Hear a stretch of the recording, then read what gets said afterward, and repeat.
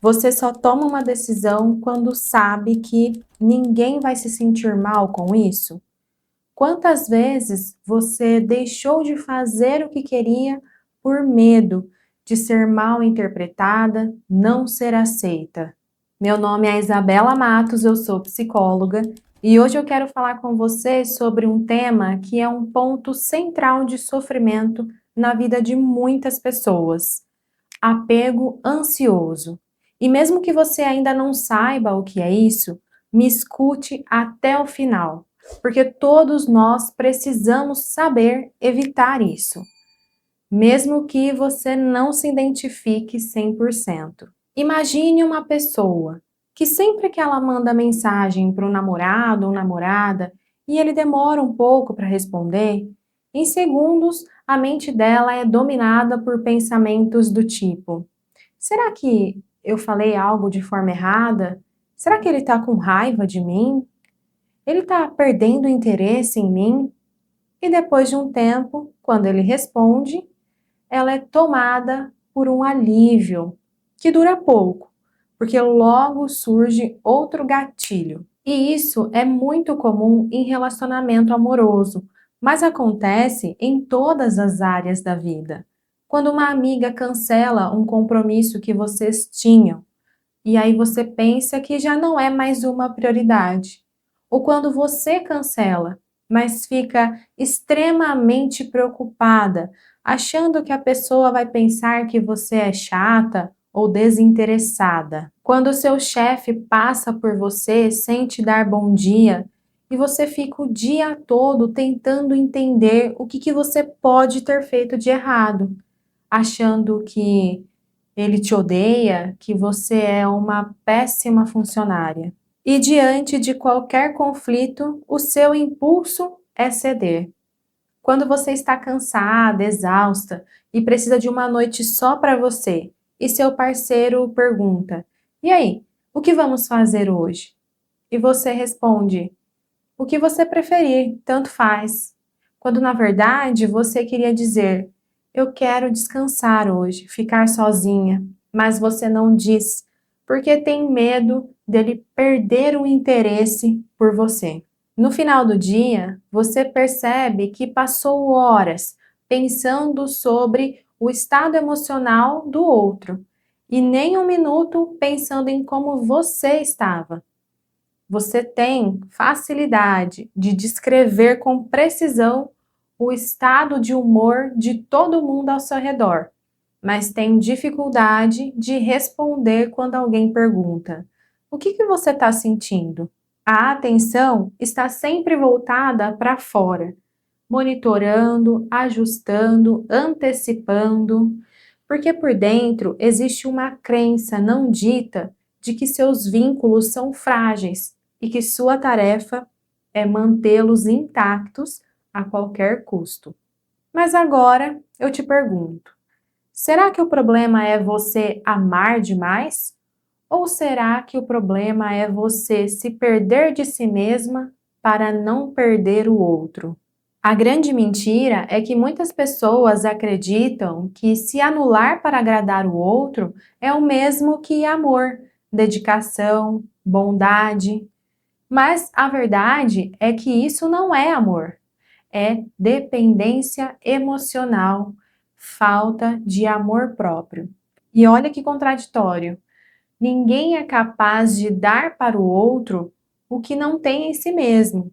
E é por isso que você não será capaz de amar alguém de verdade enquanto não amar a si própria. Porque o que existe por baixo dessa entrega total não é amor, é medo. É a crença de que, se você for quem você é de verdade, com as suas necessidades, seus limites, suas opiniões, você não será capaz de ser amada, não será suficiente para ser amada, que o amor que você merece é condicional e que se você ocupar muito espaço, as pessoas não vão te querer. O apego ansioso é algo que a maioria das pessoas nunca nomeiam, porque ele se disfarça muito bem. Ele se disfarça de dedicação. Eu me importo muito com as pessoas, verdade? Mas será que você se importa com você da mesma forma? Ele se disfarça de sensibilidade. Eu percebo quando alguém está mal. Sim, mas você percebe quando você está mal? Ele se disfarça de amor. Eu faço tudo pelo outro. Faz. Mas quanto de tudo que você faz é amor genuíno e quanto é tentativa de garantir que o outro não vá embora? A pessoa com apego ansioso, ela aprende a se tornar especialista no outro. Ela sabe o humor, o tom de voz, os silêncios. Ela antecipa o que o outro precisa antes que o outro peça. Ela ajusta quem ela é, o que ela sente, o que ela fala, o que ela quer, em função do que ela acredita que vai manter aquele vínculo intacto. E no final do dia, ela está exausta, mas não sabe de onde vem esse cansaço, porque tecnicamente ela não fez nada demais. Para entender isso, a gente precisa voltar um pouco no tempo, não na sua infância especificamente, mas na história da nossa espécie. O ser humano é uma das poucas criaturas que nasce completamente dependente. O filhote de cavalo, em poucas horas depois do nascimento, ele já começa a andar. O bebê humano precisa de quase um ano para andar sozinho e anos para conseguir sobreviver sozinho. E o que isso significa? Que para um bebê humano, estar pertencente a um grupo, estar vinculado a um cuidador, não é opcional, é questão de vida ou morte. Por isso, desde muito cedo, o nosso sistema nervoso aprende a monitorar. Será que eu estou segura nesse vínculo? Será que se eu mostrar a minha necessidade, eu vou ser atendida ou rejeitada? Isso não é fraqueza emocional, é biologia. O problema começa quando, ao longo da infância, a criança aprende que expressar a necessidade é algo que gera crítica, afastamento, indiferença. Não precisa ter sido um trauma enorme, pode ter sido algo mais sutil. Um pai que fica desconfortável com o choro do filho, uma mãe que só elogia quando a filha está bem, um ambiente em que precisar de algo é algo inconveniente, é ruim ou demais. Quando isso acontece, o cérebro cria uma regra silenciosa de sobrevivência. É mais seguro eu me calar do que ser deixada. E essa regra não fica guardada em um caderno que você consulta de vez em quando. Ela vira a arquitetura de como você se relaciona com o mundo, com seus parceiros, amigos, colegas de trabalho, com a vida toda. Mas o que muda quando você entende tudo isso? Primeiro, você para de tratar o apego ansioso como um defeito de caráter e começa a entender que é uma estratégia de sobrevivência que ficou obsoleta. Esse é um ponto que eu preciso que você ouça com cuidado, porque muita gente fica presa nisso. A tendência é se culpar. Por que eu sou assim? Por que eu não consigo confiar? Por que eu preciso tanto? Se culpar não ajuda, só piora. O apego ansioso não surgiu porque você é fraca.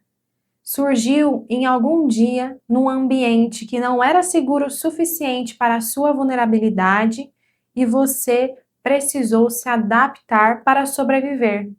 A criança que você foi fez o melhor que podia com o que tinha. O problema é que aquela criança cresceu, mas a estratégia ficou. E a pergunta que muda tudo não é como eu faço para me consertar? É, essa estratégia ainda faz sentido hoje? Quando você age por impulso e fica olhando o celular compulsivamente esperando uma resposta, Isso está te protegendo de quê? Quando você cede coisas que importam para você para evitar conflito, você está sendo gentil ou está pagando uma taxa emocional para que o outro fique?